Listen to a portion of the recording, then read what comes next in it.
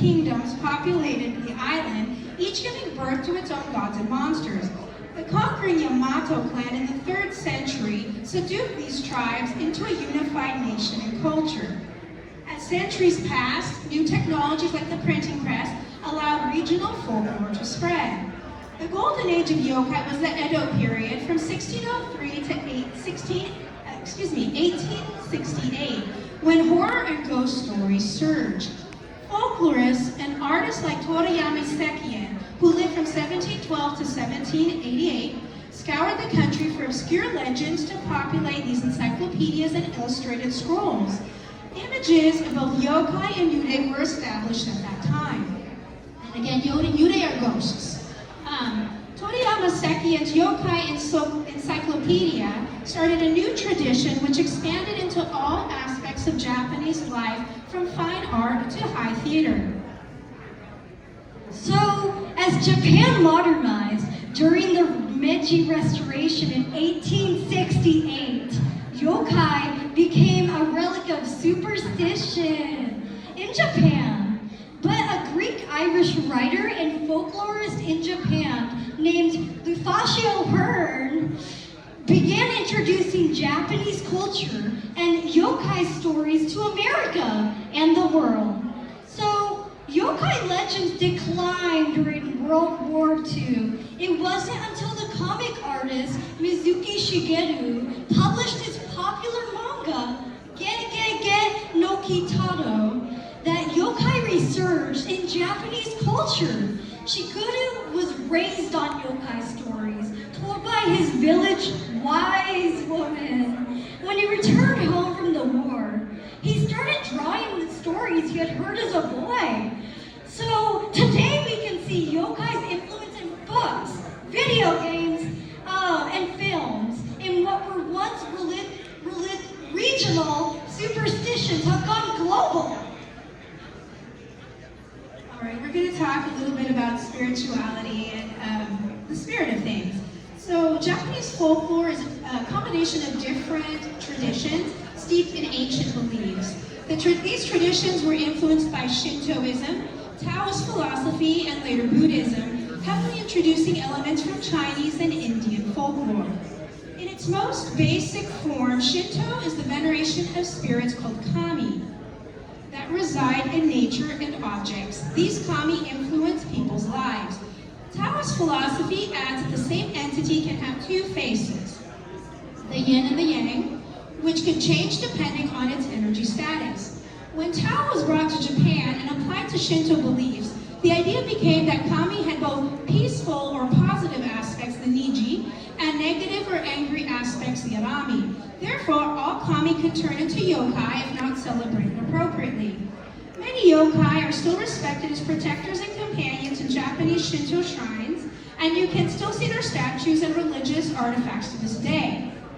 The image is of Renata and her cousin Haley. They are at Fushimi Inari Shrine in Kyoto.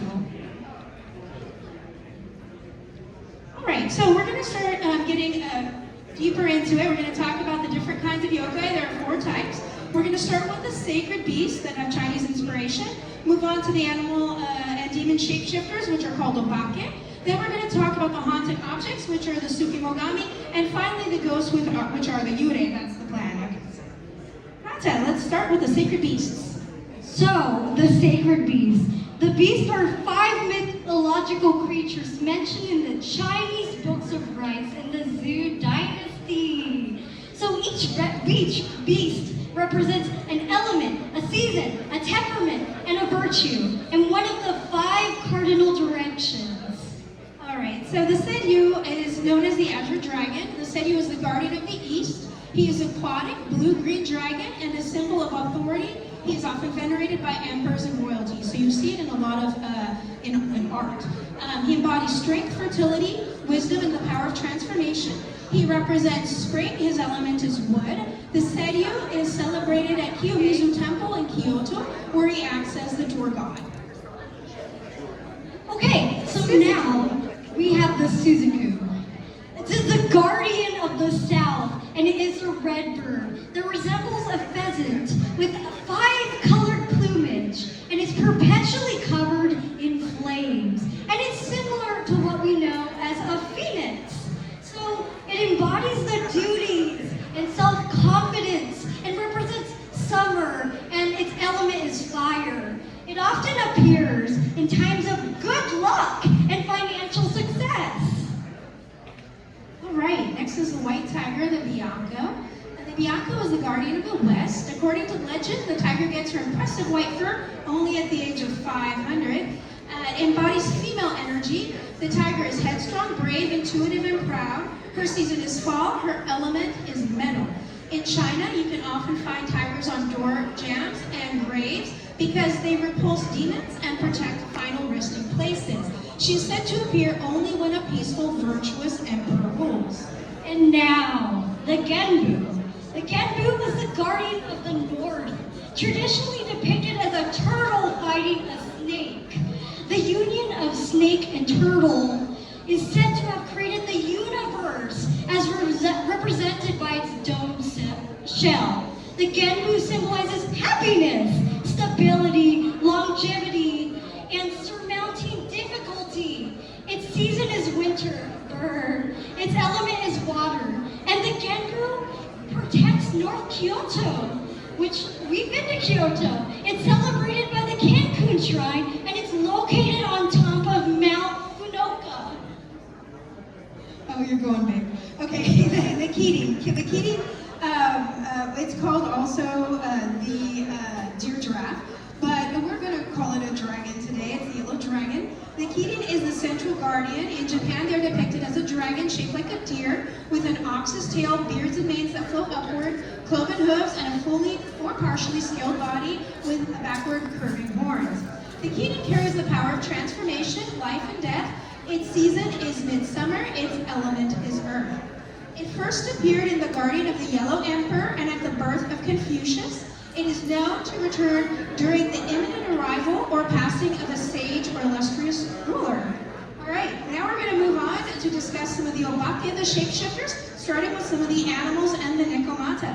The nekomata, they are cat yokai, and in Japanese literature, they appeared in the Kamakura period of 1233. Their descriptions vary, as the bakeneko, also known as the monster cat, resemble a cat but with a large body. They can stand on two legs and have the ability of speech and metamorphism. The bakeneko must be at least 13 years old, and they weigh more than 3.5 kilograms, have an abnormally long tail, and then the nekomata can live in mountains or domestically as they transform as they age to develop a forked tail. And in the image, we have a nekomata wearing a kimono playing a shamisen, which were ironically made from cat skin. The image is directly connected to geisha, as geisha wear kimonos and were once referred to as neko. So both the bakeneko and the nekomata are necromancers who can resurrect and control the dead. The kamaitachi is a beast resembling a weasel which flies through the air on a whirlwind. They attack people with limbs like that of a sickle. In Gifu Prefecture, it is said that they work in teams of 3. The first, stunning the victim. The second, cutting with its claws. And the third, applying medicine that eliminates the pain and stifles the bleeding. In Western Japan, they are said to be a sickle's vengeful spirit turned into a tsukimogami, which is a haunted object. They can shapeshift into human, but weasel is their preferred form. So, kitsune are powerful spirits possessing superior intelligence, long life, and magical powers. They have the ability to shapeshift, some even spending most of their lives in human form. There are 2 kinds of kitsune, holy foxes and wild foxes. And in holy foxes, which pertain to Shinto lore, they're regarded as sacred because of their natural enemies. They're rats that eat up rice. They're messengers of the goddess Inanna, who was said to come to Japan at the time of its creation, amidst a harsh famine. She descended from heaven riding a white fox carrying Enid, the word that's used for rice. Wild foxes are delighted with mischief, pranks, and evil. They can trick and can even possess people. Folk tales from China tell of the fox spirit called Li Jing, the nine-tailed fox. It was believed that the nine-tailed fox was an auspicious omen that appeared during times of peace. In other lore, it is said that the fox demon from heaven became incarnate as a woman to bring disaster to the Shang dynasty. Okay, this is one of my favorites, the Mujina. The Mujina is often confused with the Tanuki. They're kind of interchangeable, but the Mujina is a raccoon-faced creature with the body of a badger. If you're near Mujina, you might find some will-o'-the-wisps, because that's one of the signs that there's a Mujina nearby. They often take a female form to seduce men. Mujina can be extremely chaotic, but they have a gentle heart. There is an interesting story about a Mujina, which I find fascinating because it's outside of Japan. It's in Hawaii. In the Honolulu Advertiser on May 19th, 1959, reporter Bob Krause reported a sighting of a Mujina at the Wailea Drive-In in Kahala. The witness watched a woman combing her hair in the women's restroom. As the female witness approached, the Mujina turned to reveal a featureless face. Then again, in 1989, after the drive-in had been torn down, the faceless woman appeared to two mechanics working in the basement of a Honolulu hospital around 1 a.m. Both saw a woman in a hospital gown coming down the hall toward them.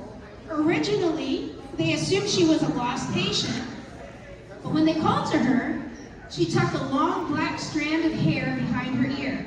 This time, the woman was not just faceless, but where her head should have been was a dark tunnel going endlessly into nothing.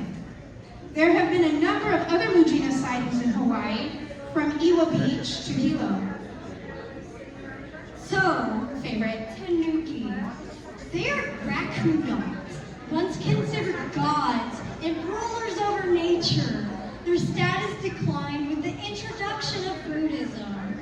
Like other magical animals, they took the role of messengers of gods and guardians of local areas.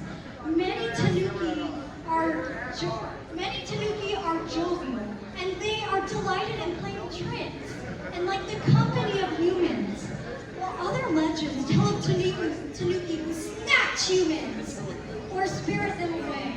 Some Tanukis have taken human names and adopted human practices, such as gambling, drinking, and other religious activities. They can live human lives without being detected. So they can be anywhere in this audience. And their most well-known attribute are their large testicles. Oh my God, you They said can it. adapt to any need. All right, moving on. All right, next we're going to talk a little bit about the demons and other Japanese spirits, starting with the Oni, which is kind of like an ogre. Ready? So they are ogre, troll, or demon of Japanese folklore. They are believed to live in caves or deep in mountains. They're known for their superhuman strength, and they're portrayed as hulking figures with one or more horns growing out of their head, massive teeth, and occasionally a third eye in the center of their forehead. They may have 3 to 6 fingers on each of their hands and claw-like toenails. They may be depicted with red, blue, black, yellow colored skin and wear a loincloth of a tiger pelt. Oni are able to change their looks to fool their victims, and they can be male or female, which is otherwise known as kijo. They have been primarily male throughout history. Oni are born when truly wicked humans die and become servants of the ruler of hell, Lord Enlil. Occasionally, when a human is so wicked that his soul is beyond redemption, he can transform into an Oni while still alive. All right, the Tengu. The Tengu are kind of birdmen. They are considered a type of Shinto god, which is also called a kami. They take their name from a dog-like Chinese demon called the Tangao.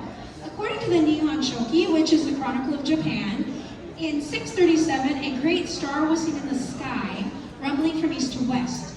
A Buddhist monk named Min, who who had studied in China declared it Tangao, so that's kind of how they got their name. Tengu were originally thought to take the form of birds. The earliest Tengu were pictured with beaks, but this feature has been humanized into an unnaturally long nose. Buddhism long held that the Tengu were harbingers of war, but their image softened to one of protective spirits of mountains and forests. They are renowned swordsmen and are associated with the practice known as Shugendo. They are usually depicted in the garb of its followers, the Yamabushi. And now we have the Shinigami, gods of death. Shinigami first appeared during the Edo period, connected to evil spirits of the dead, spirits possessing the living and double suicide. Around this time, Christian ideas began to interact with Shinto, Buddhist, and Taoist beliefs. When Eastern culture met Western, Japanese incorporated Grim Reaper, who guided the dead into the afterlife. Unlike Reapers, though, Shinigami are regarded as natural occurrences and part of the cycle of life. They're said to wear black kimonos and have long white hair. These beings never take the same shape. Their appearance is very uncertain. And we have Ryuk from the dark thriller anime, which y'all should all know, Death Note. And it was modernized and popularized as yokai in Japanese and American culture. Okay, not to be confused with the Shinigami, the gods of death, or the Shikigami. They are conjured beings made alive through a complex conjuring ceremony. Their power is connected to the spiritual force of their master. If the invoker is experienced, their Shiki can possess animals and people, but if the invoker is careless, the Shikigami may gain their own will and consciousness and turn on their master. Shikigami come in many forms. They can be made visible by binding them to small objects, but they are most commonly associated with folded and artfully cut paper figures, as in this image from the Studio Ghibli film Spirited Away. Shikigami are employed for spying, stealing, and enemy tracking, and more dangerous Shikigami come in the form of animal possessions, humans, ghosts, or oni. Okay, now we have the Kappa, a reptiloid kami. Kappas are depicted as green, scaly, or slimy-skinned human-like beings, about the size of a child, with webbed hands and feet, and turtle-like carapaces on their back. A depression on its head, called its dish, retains water. If the liquid is lost, through spilling or drying up, the kappa's weakened. Kappas are obsessed with politeness, so if a person can make a deep bow, it will return the gesture, resulting in the kappa spilling the water on its dish and rendering it unable to leave the bowing position. If a person refills the dish, the kappa will serve that person for eternity.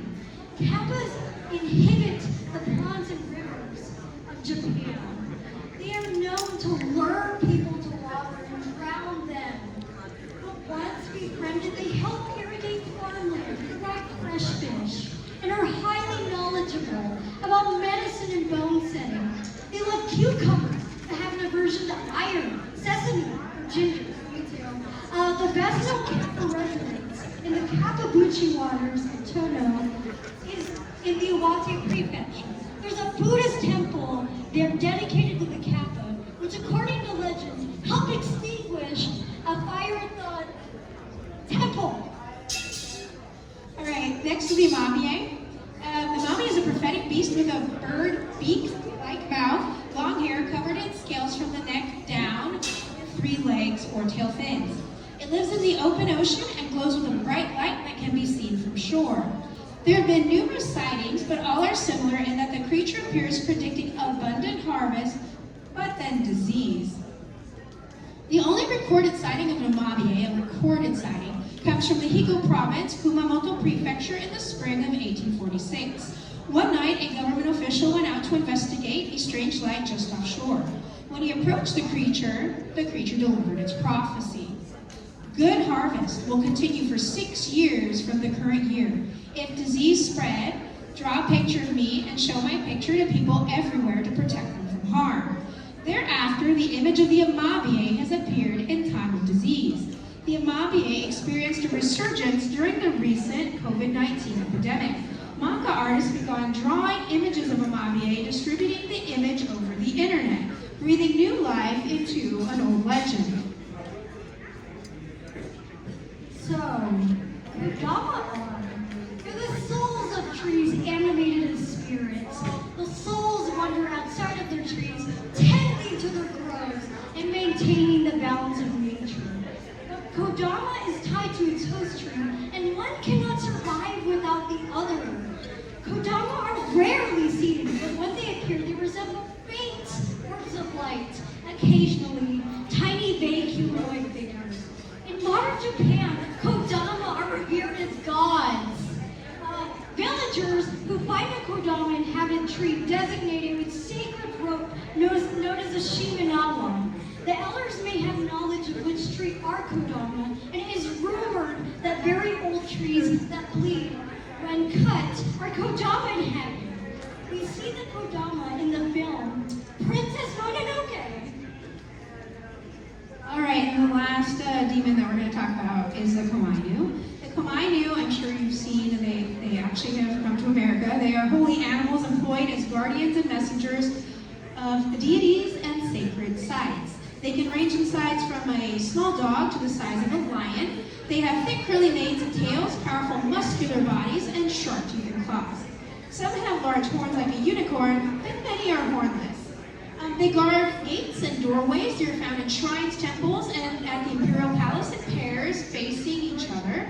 The female guards those inside the home or temple, and the male guards the structure itself. The Komainu were brought to Japan via Korea, but they originated in India. All right, we're going to move on to a different kind of yokai called the Tsukimogami. They are haunted objects. Renata, can you tell us a few things about them? Okay. Any object can transform into a Tsukimogami if it reaches its 100th birthday, or transforms from bitterness and resentment when damaged or abandoned. Tsukimogami keep their original appearance, but may have an additional face, single eye, or wide mouth, protruding tongue, and arms and legs. They can be evil in nature and play tricks on humans. But did we imbue the object with spirit and meaning through sentimentality, memories, travel, the role it fulfilled in our lives? Or was it already present and we recognized its energy? So I know the gentleman on the slide is a stranger to most all of us, but if you didn't know, that was Harrison Ford, and he's holding Sota, a character from an anime film, who was turned into a Tsukimogami chair in the film Suzume. Can you think of any other characters in American pop culture similar to a Tsukimogami? Any ideas? Feel free to be our guest. All right. So the Bakizori. When straw sandals known as Zori have been mistreated and forgotten, they transform into yokai. They spout arms and legs in a single eye and run about the house at night, causing mischief, making noise. Okay, our next haunted object is a haunted tea kettle, and it has a little bit of a story associated with it. The Morinji no Kama. In the year 1426, a devout priest named Daiden Shotsu embarked on a profound spiritual journey. As he traversed the land on a sacred pilgrimage, he encountered another cleric named Shukaku, and the two formed an unbreakable friendship. Inspired by their shared experiences and devotion, Daiden Shotsu established a place of worship called the Morinji Temple. Shukaku, captivated by the temple's serene beauty and its divine purpose, chose to remain as the head priest, dedicating his life to guiding and enlightening all who sought solace there. In 1570, priests from various regions gathered at Morinji for a religious assembly. As the time for tea approached, it became apparent that there were not enough tea kettles to serve all in attendance. Shukaku scrambled to fetch his cherished tea kettle, which was a remarkable object always brimming with hot water. Shukaku, along with his enchanted tea kettle, served Morinji Temple for many more years, until, as historical records reveal, February 8, 1587, when a monk in a shocking unexpected moment of revelation discovered Shukaku napping. And what was this? Shukaku had a tanuki's tail. So, the katsurabake is an umbrella with one eye and a very long tongue that juts around on one leg. You might even see them with two arms and two eyes. The katsu remains one of the most well-known tsukumogami and was seen from the Edo period onward. More mischievous and dangerous, the kasa might simply sneak up on you and give you an oily lick. No. Its origin is unknown as it's not connected to any folktale. Alright, we're going to move past the Tsukimogami. There's so many more, but we simply just don't have the time to go into all of them. But we're going to talk about ghosts for a little bit. So the Yurei. What are the characteristics? So the preferred hunting time is 2 to 2:30 a.m. when veils are thin. They're usually bound to a specific location. By comparison, other Wabaki may strike at any time, changing the surroundings when they need. They tend to have a specific purpose, vengeance or unfinished business. Some remain earthbound if business is impossible to complete, such as Okiki's impossible task of counting plates, and more about it later. Alright, so how are you going to get rid of this Yurei who is haunting your shrine, your home? There's several different methods of exorcism. You can help it fulfill its purpose, which is not exactly easy. It may involve enacting revenge upon a perpetrator, constipating passion for a lover, giving a proper burial with all the appropriate rites performed. You can call in a priest to perform services. The entity can be deified or made into a god. And finally, we have the practice of fuda. Fuda is a holy Shinto practice. It's holy Shinto writings containing the names of the kami that you place on the Yuna's forehead. These writings can also be attached to an entryway to prevent a Yurei from entering. We see this holy practice in the popular anime Natsume's Book of Friends, and that is where the slide is from. Okay, let's talk about what they look like. They have white clothing. They're usually dressed in a white burial kimono used in Edo period funeral rituals. They're sometimes depicted wearing a tan and a small white triangular piece of cloth, typically displayed on their forehead. And they also have black hair. Their yurei is often long, black, or disheveled, which some believe to be a trademark carried over from spooky theater. Wigs are used for all actors. Although Japanese women traditionally grew their hair long and wore pinned up, but it was let down for the funeral and burial. Also, hands and feet. Hands and feet of the yurei are said to dangle lifelessly from wrists, which are held outstretched from the elbow near the body. They typically lack legs and feet floating in the air. And then we have the Hirodama. Yurei are frequently depicted as being accompanied by a pair of floating flames in eerie colors such as blue, green, or purple. These ghostly flames are separate parts of the ghost, rather than independent spirits. Right, now we're going to talk about the different types here. We're going to get a little bit more specific, starting with the Onryo, which is a very vengeful ghost. The Onryo, the spirits trace back to the 8th century, but gained popularity in Kabuki theater during the Edo period. They're often depicted as wronged women who are bitter by what happened in life and seek revenge in death. The Onryo not only target specific people who wronged them, but also are said to cause large-scale destruction, including natural disasters such as earthquakes and tsunamis. Besides appearing in The Ring, Onryo can be found in the similarly popular movie franchise The Grudge. So there are 3 notable types of Onryo.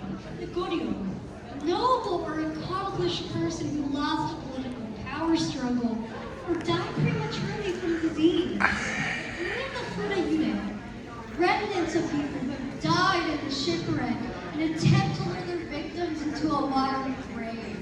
And then we have the Gashido, a spirit that takes form as a giant skeleton of people who died on the battlefield. Okay, we're going to talk about some friendly, nice spirits. This is the Shikiwarashi. The Shikiwarashi are guardian spirits of the home and gods of luck. If you drive away the spirit, the house will fall into decline and ruin. Direct sightings are rare, and it is difficult to make out any details other than vague childlike shapes about 5 or 6 years old. They love mischiefs. Signs of a haunting include a trail of children's footprints through ashes or soap powder, phantom noises, games, tops spinning all night long, paper crinkling, children's voices, or shit-hole music. The next slide we're about to show is a little bit of a film.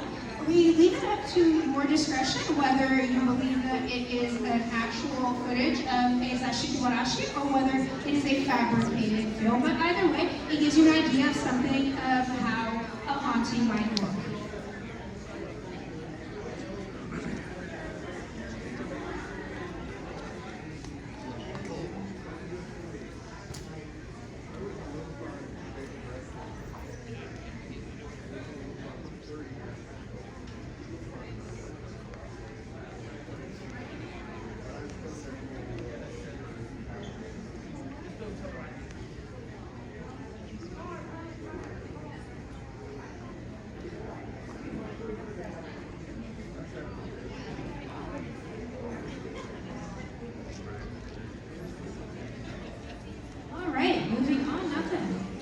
Now we have the Furudude.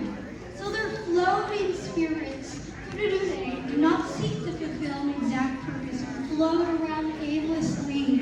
In ancient times, it's believed that they were responsible for disease. Now we have the Jibakude. It's similar to the Furudude.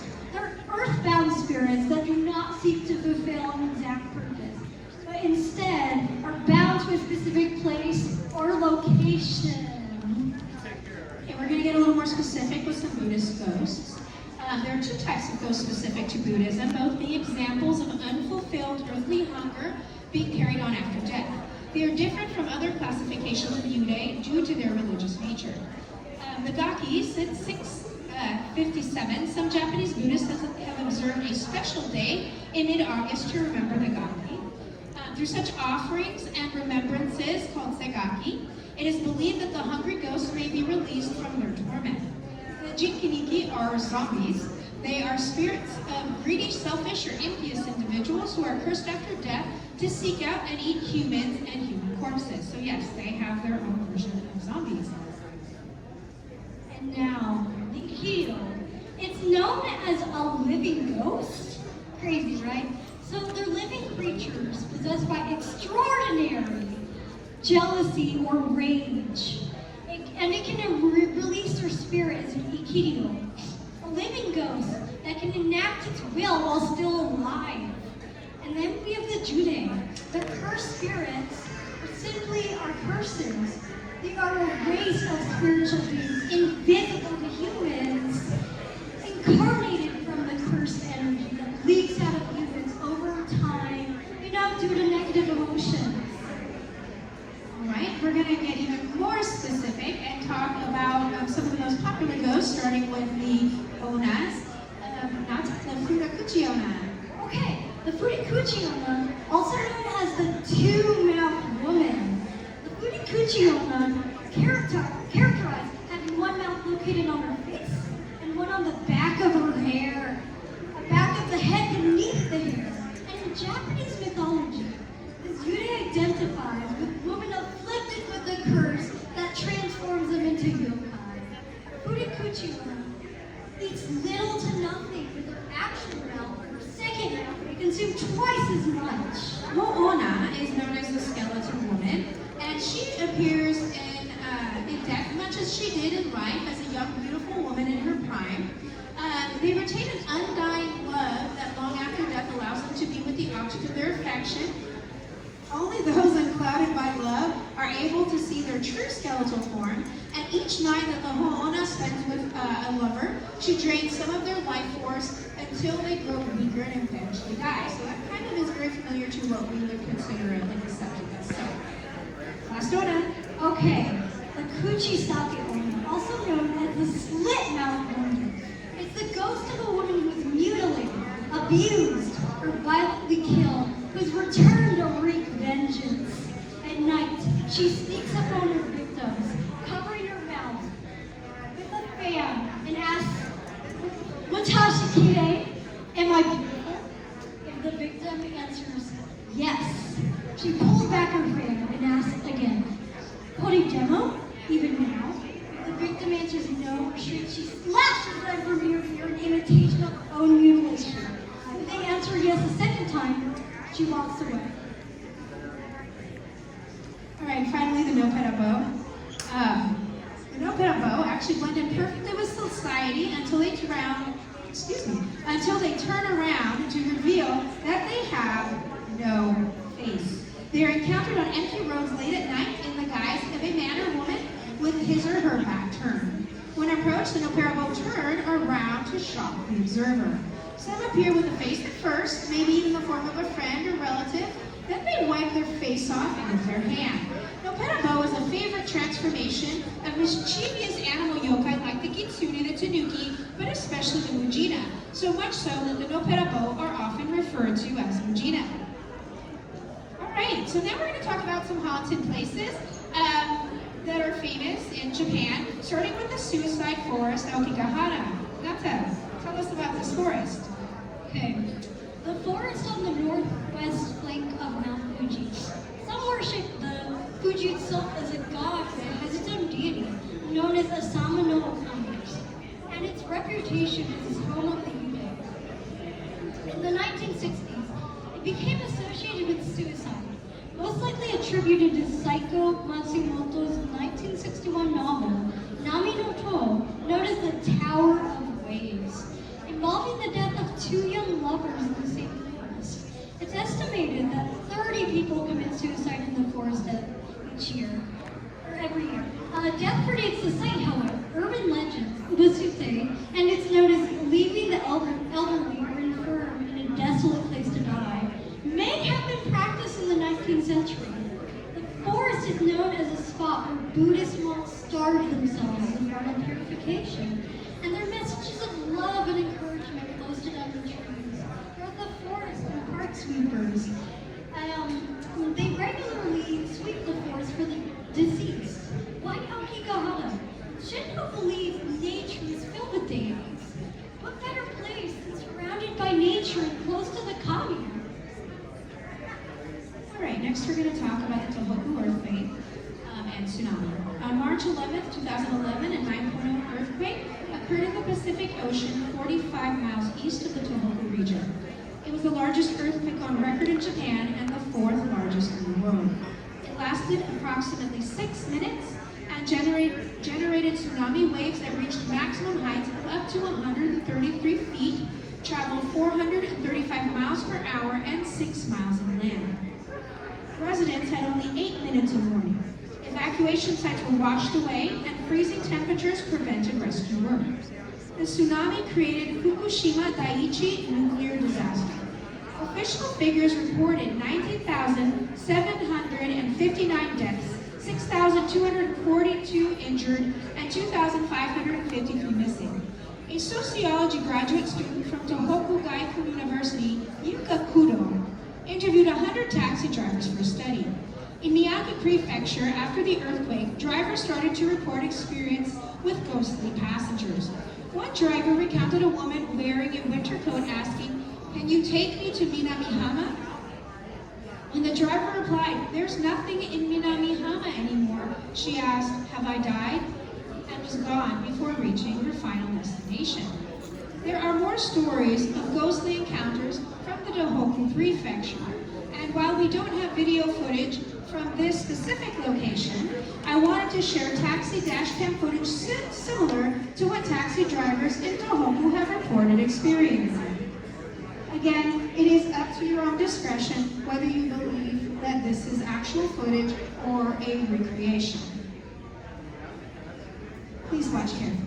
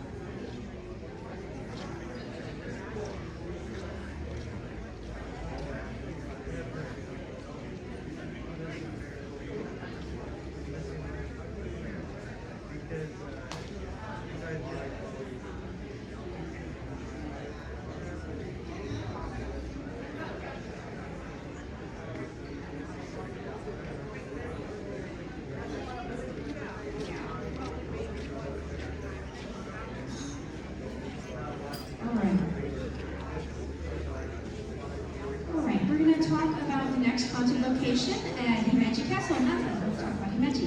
So, Himeji Castle, dating back to the 1600s, the majestic Himeji Castle, the largest castle in Japan. But with these walls lies a tragic tale of Okiku and her encounters with the powerful samurai Tessen Aoyama. Okiku, a servant in Aoyama's household, caught the eye of her master, who became infatuated with her. When Okiku rejected her advances, the enraged Aoyama devised a sinister plan.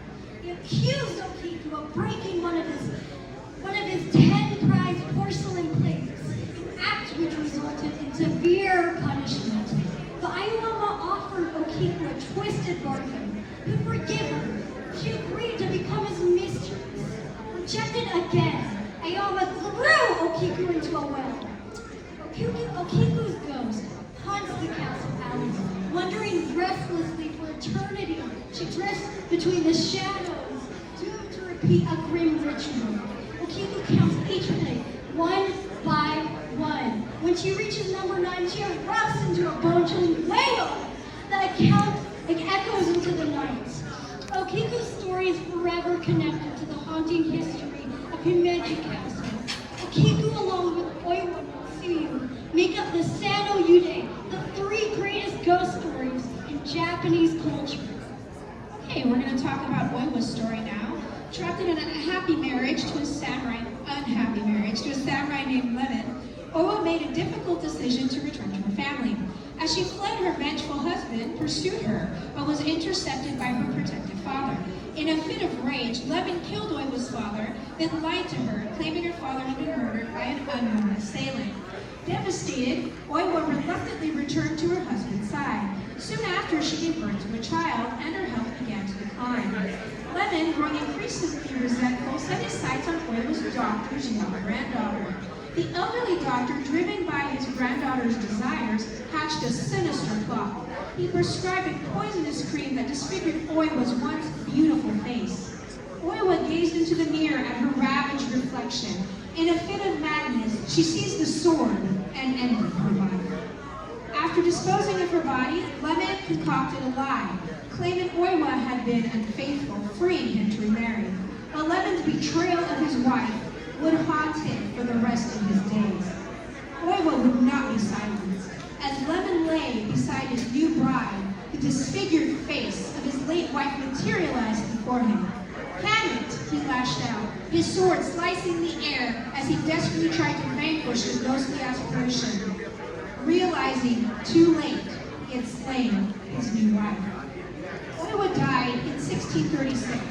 Her life and death have become legend, and her spirit is said to not only haunt the location she once frequented, but also those who dare to portray her on stage and screen. And finally, Tsuyu's story, excuse me. So it's adapted from a 17th century Chinese book.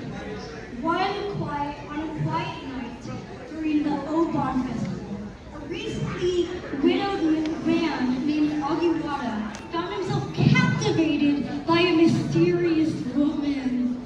As he walked the dimly lit streets, the soft glow of Otsuyu's lantern decorated with a delicate peony design enchanted him. Agiwara could not resist the urge to invite Otsuyu into his home. Night after night she would visit, leaving before the first light of dawn. Agiwara was so consumed by his love for her that he no longer left his home. Concerned, Agiwara's elderly neighbor peered anxiously through a crack in the wall. Instead of a beautiful woman, he witnessed a skeletal figure wrapped in Agiwara's embrace. Horrified, the neighbor urgently warned Agiwara that his companion was no one, but a vengeful ghost, the spirit of Otsuyu, whose grave lay just beyond the temple. Agiwara hurried to the temple, where he discovered a tattered peony lantern draped mournfully across Otsuyu's headstone. The priest gave Agiwara a sacred charm from his door to repel Otsuyu. Still, Agiwara found himself increasingly drawn back to her grave. praying until finally, one fateful night, an intoxicated Agiwara carelessly staggered back onto temple grounds.